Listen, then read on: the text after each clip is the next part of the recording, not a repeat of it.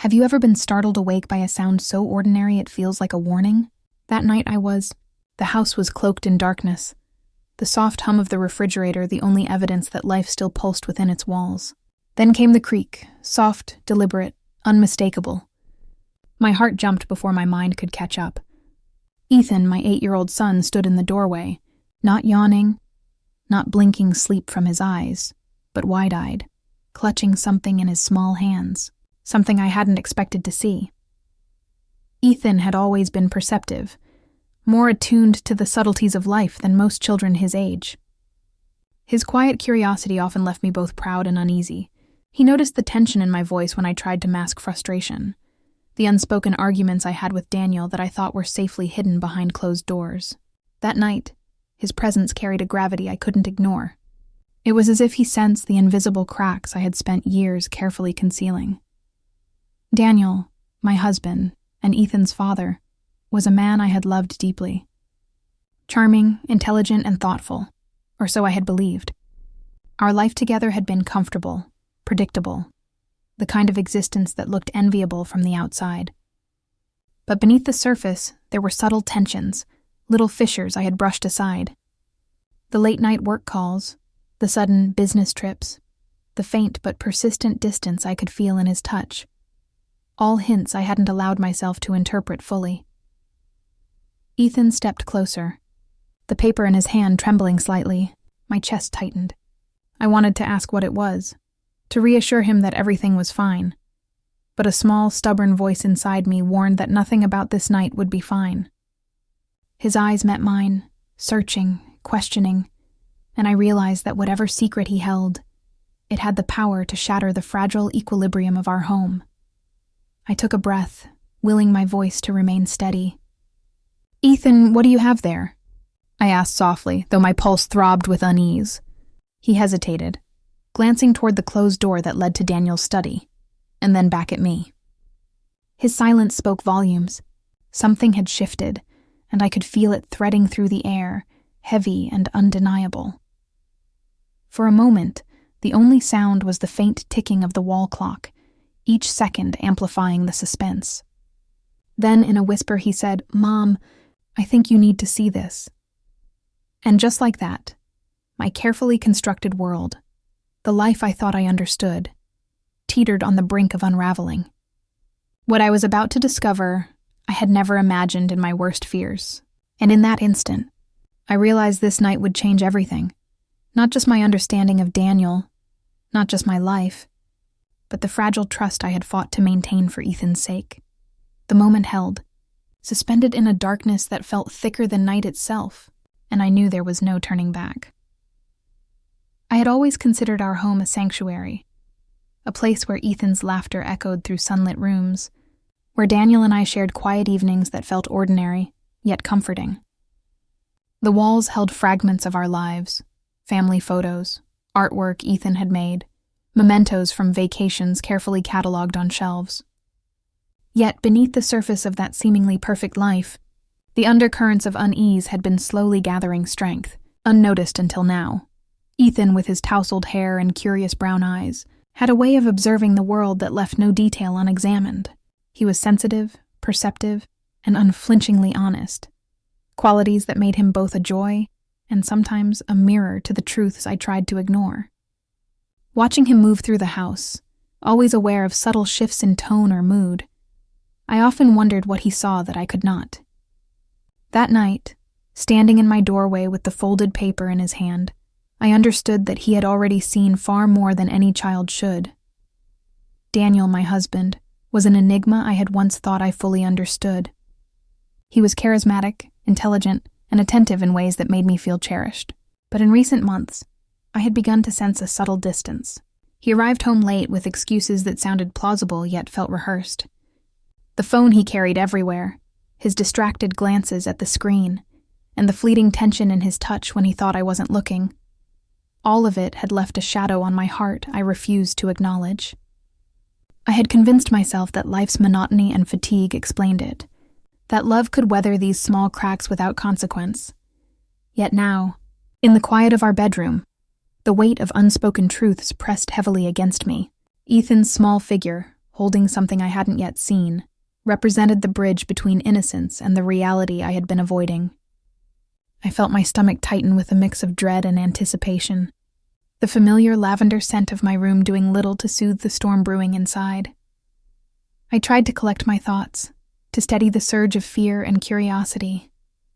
I reminded myself that Ethan had always been honest, that his instincts were rarely wrong. His quiet courage now stood before me, asking me to trust him even as I braced myself for what I might find. "Mom," he said again, softer this time. "Please, just read it." I nodded, swallowing hard, and reached for the paper. My fingers brushed his small hand, and for a fleeting moment, I felt the weight of responsibility settle on my shoulders. This was not just about uncovering a secret. It was about navigating a delicate truth in a way that would protect my son and confront the fractures in my marriage. As I unfolded the note, the dim light from the bedside lamp fell across its edges, revealing handwriting that I knew too well.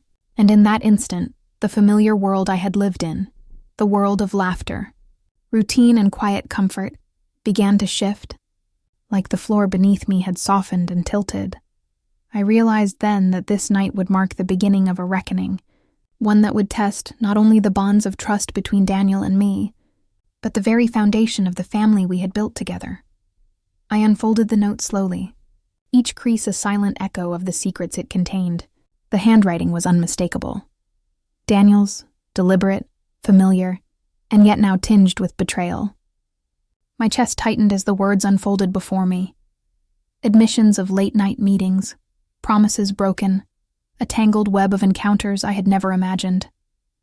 My mind spun, trying to reconcile the man I loved with the actions now laid bare.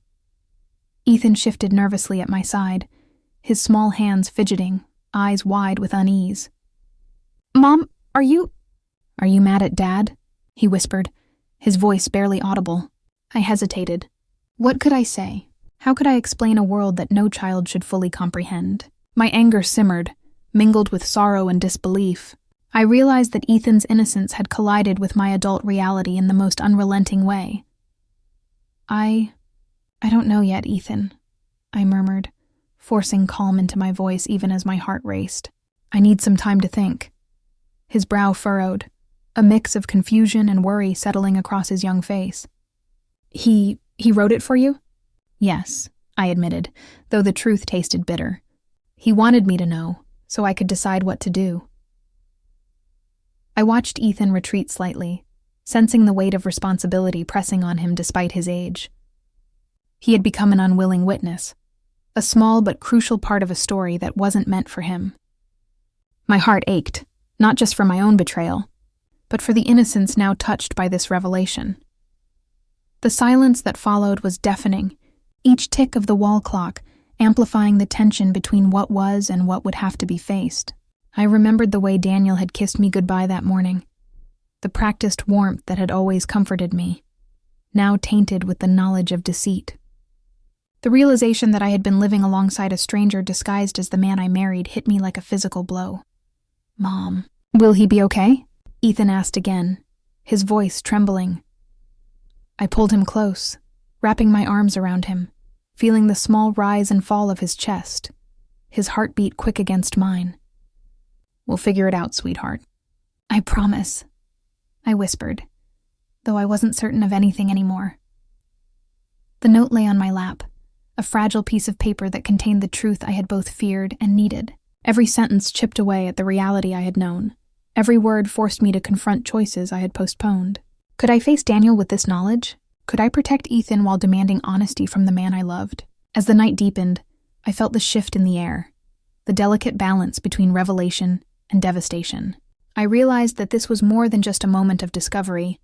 It was the beginning of a reckoning. The coming days would test the limits of love, trust, and forgiveness. And in that charged silence, I understood that the next steps I took would define not only my marriage, but the foundation of Ethan's understanding of family and honesty. For the first time, I truly saw the fragility of the life we had built, and I knew nothing could ever be the same again. The next morning, sunlight filtered through the curtains, casting a gentle glow across the bedroom. But there was no warmth in the air, only the heavy tension that had settled overnight. Daniel stepped through the doorway, his expression casual at first, but the subtle tremor in his hands betrayed him.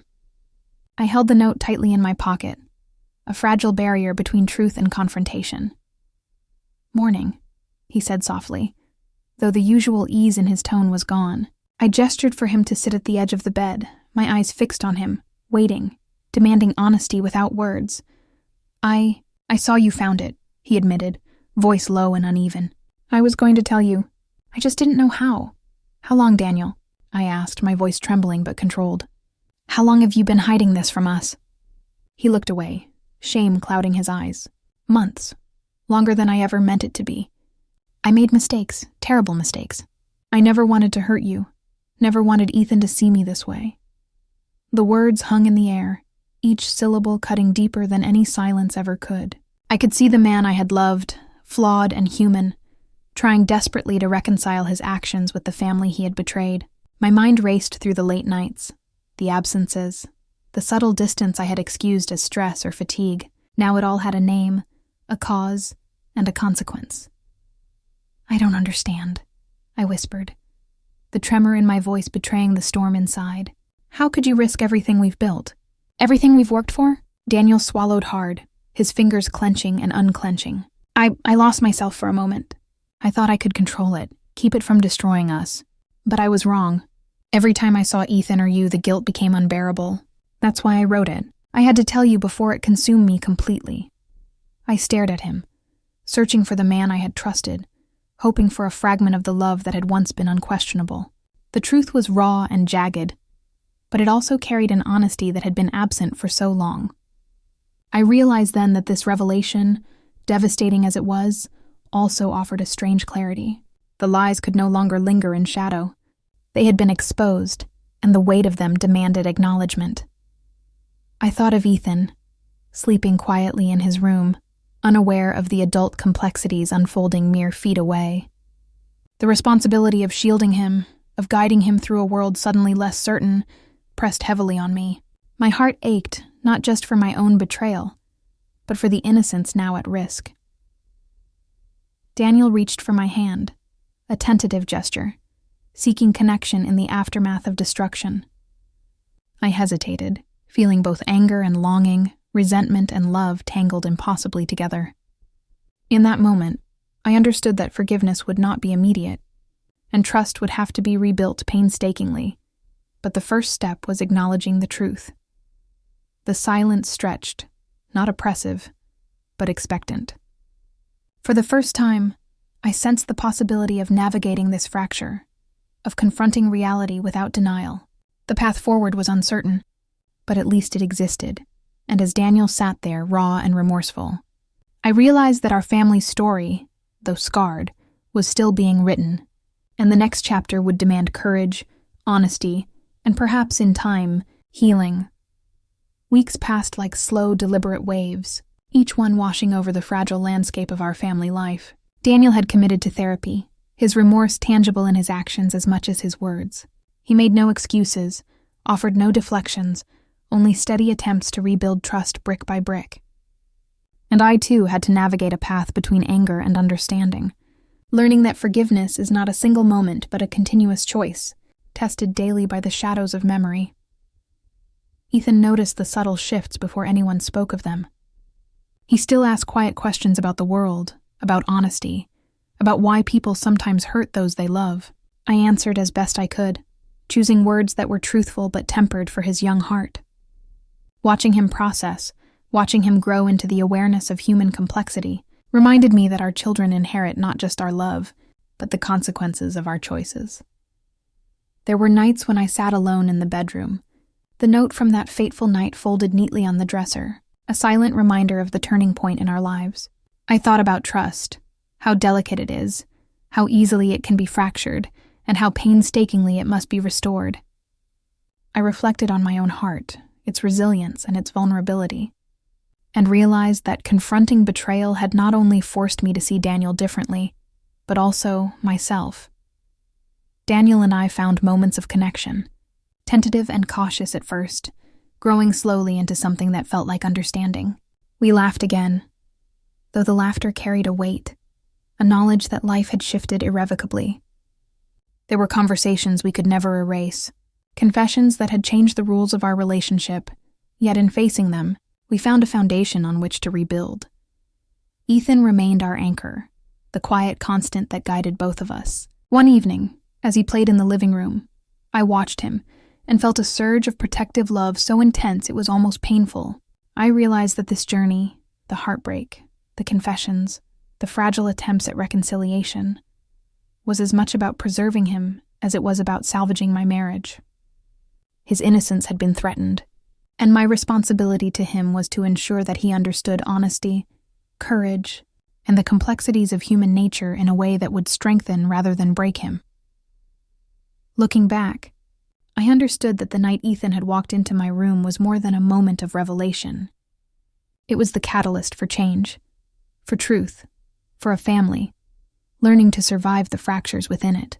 We were no longer naive, no longer shielded by illusion, but we were still present, still capable of love, still capable of moving forward. Life, I realized, does not offer perfect resolutions. Healing is uneven, trust is fragile, and the echoes of betrayal linger. Yet amid the uncertainty, there is hope, a steady pulse of possibility, and the reminder that even after devastation, we can choose connection, resilience, and the quiet courage to keep building, moment by moment, day by day. And so, as I watched Ethan sleep that night, I whispered a silent promise to him, and to myself, that no matter the scars, we would face the future together, stronger for having endured, wiser for having confronted the truths we had once been too afraid to see.